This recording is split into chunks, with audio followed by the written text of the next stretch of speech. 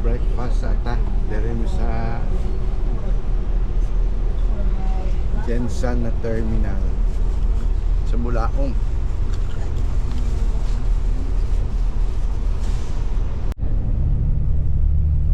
Time check, it's 6:43 in the morning.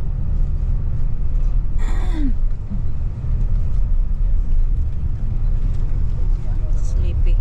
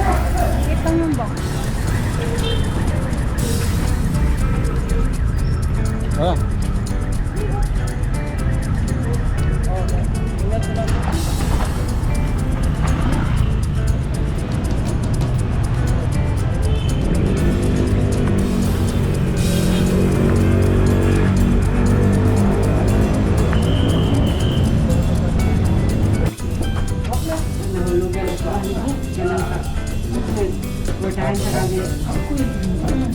Sliding ba? Nakuan din. Kuy, ginoon ko ni abin akong nadagma ni.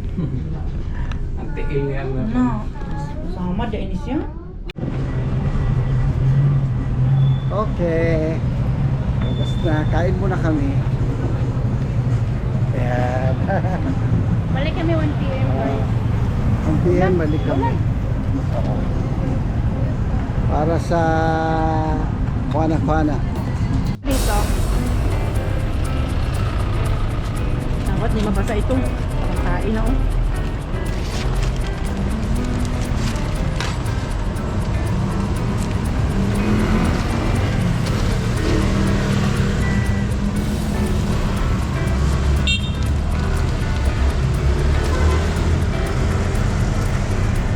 Salamat.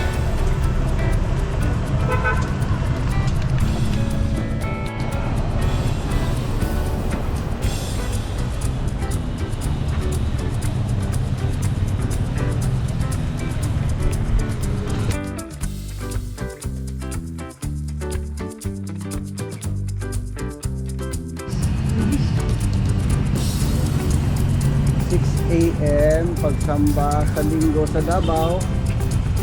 English 10 a.m. Tagalog. Okay.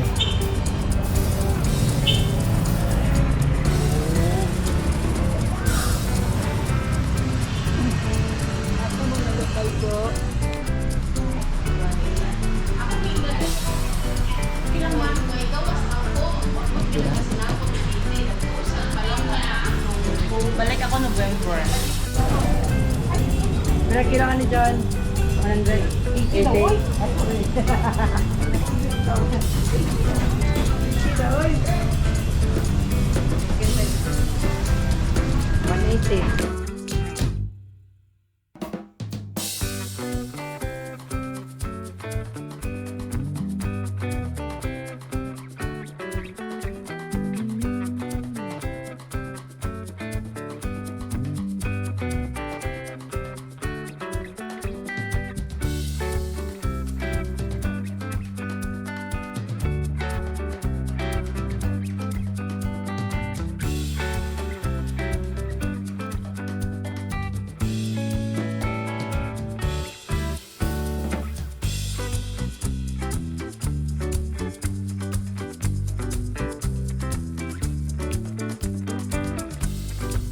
Mga 3 na.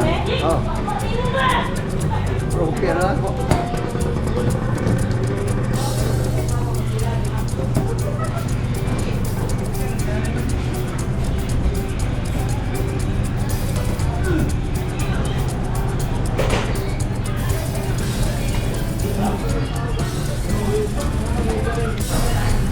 Okay. Nandito kami sa Mandarin, sa gilid ng Davao Doctors, dahil natapos na namin ang aming trabaho at okay lang ang lahat. So mag-dinner tayo sa Mandarin and we will have a very very good night. Si Gab, hindi namin nakasama si Gab kasi narinig niya na may chicken pox daw monkeypox. Monkeypox daw sa Davao. Ayaw niya ng monkeypox. Hindi siya sumama. Hindi rin namin siya pinasama dahil malayo ang travel.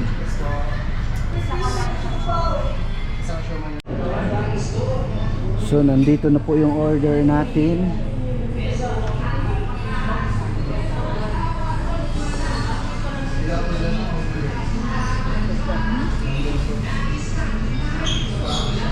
Pero yung mga pakainin natin wala pa.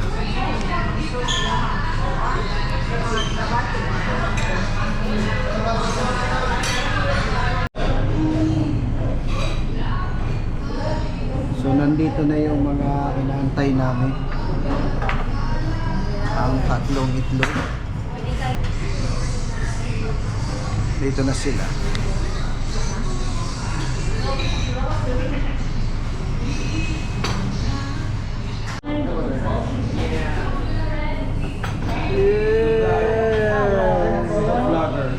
Al, tara na. Payo payat lagi ka. Nag-gym siya, mas mataba na ako sa kanya. Yeah. Oh, kamay ka. Ano yan? Parang masakit dito ah. Hindi na maglipat kasi.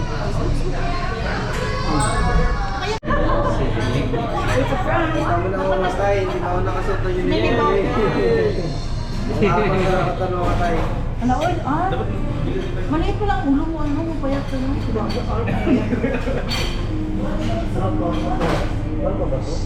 Kuhaan na siya.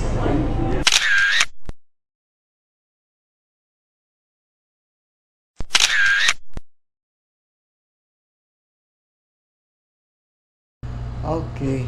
Natapos namin ang aming transaction sa Davao Doctors. Nagkita kami ni Mikmik na tanyo doon. May pasyente sila.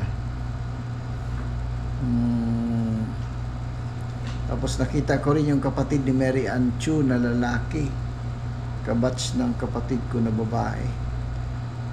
Tapos marami ako nakita doon taga NDU. Mga may edad na rin sila, pero hindi naman kami close. Namukhaan ko lang sila na nandoon sila. Kaya pinapa-check up. Napansin ko rin yung mga matatanda doon sa loob ng Davao Doctors. So yung sinabi ni Uyong na getting old is a curse. Parang tama din si Uyong doon. Kasi nahihirapan na sila, tinutulak na lang sila dun yung kanilang mga anak. Marami silang sakit pero they're trying to survive. Marami kasing reason kung bakit gusto mo pang mabuhay. Sila gusto pa nilang mabuhay talaga. So yun nga, nag-usap din kami ni Mikmik na talaga kailangan mag-exercise tayo, papawis tayo.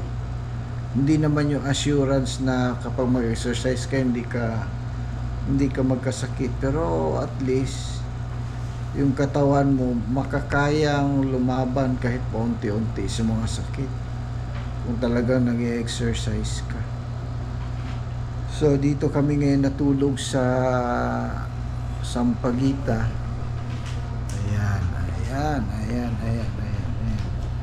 Ayan, kasama ko na check up. So, ang aming plan, yan na kayang result.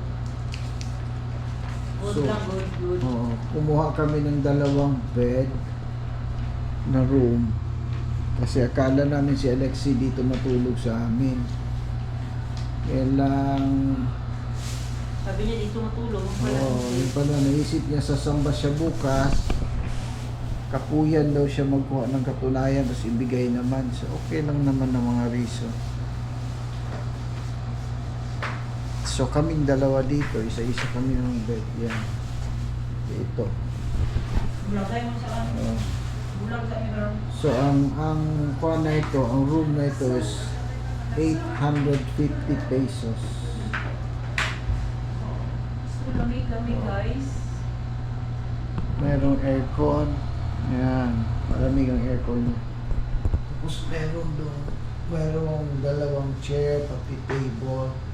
Merong TV, actually hindi na nagagamit yung TV. Wala namang gana man yung mga tao ng TV.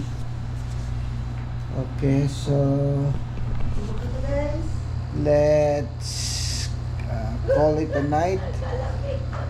Sino yung hindi pa naka-like at naka-subscribe, please do so. Bukas travel na naman tayo pabalik ng Coronadal City. Yeah, ang dami na ng igos. Okay.